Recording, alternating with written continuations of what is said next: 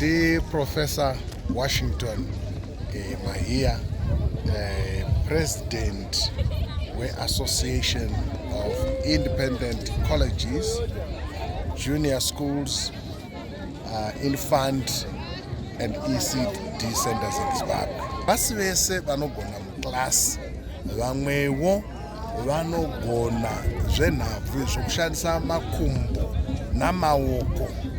Saka isu sema-independent colleges tinokurudzira kuti vana vedu vaparticipate, vaite kuita kuti chipo chake chiri maari chibude.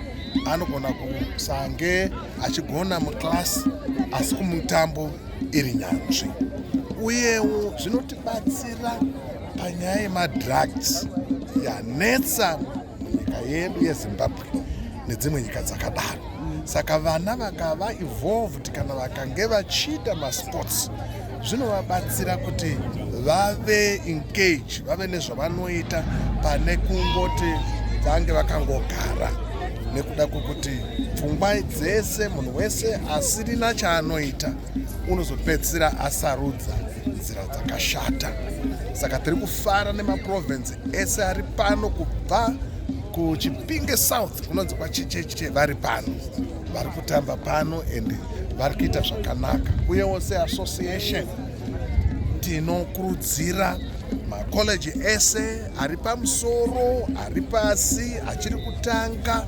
Tinokurudzira kuti tive chinhu chimwe chete, tibatane tiite chinhu chimwe chete nekusimudzirana zvinhu zvakasiyana siyana. Tinotarisira kuti temu inouya ma-under 20 vana debate, tinotarisira kuti tinenge tichikwikwidzana, tichikwikkwidza vana vedu vachikwikkwidza, tichiona nyanzvi dzinenge dzichibuda. And then tapedza izvozvo tiri kutarisira neukama hwatinahwo namacolleges ari kunze kweZimbabwe kuti vana vedu vaende kunyika dzekunze, nana Zambia, nana Botswana, Namibia, South Africa, Lesotho, Swaziland, Malawi, kwakadaro saizvozvo. Tiri kutarisira kuti vana vedu vapedza vanenge vabudirira kuva pamusoro toenda kune dzimwe nyika vachindokwikkwidzawo nevamwe. Izvo tiri kutarisira kuti nyanzvi the national team dzekuzifa dzinofanira kubuda muno, FIFA inofanira kubuda imo muno ma-independent colleges.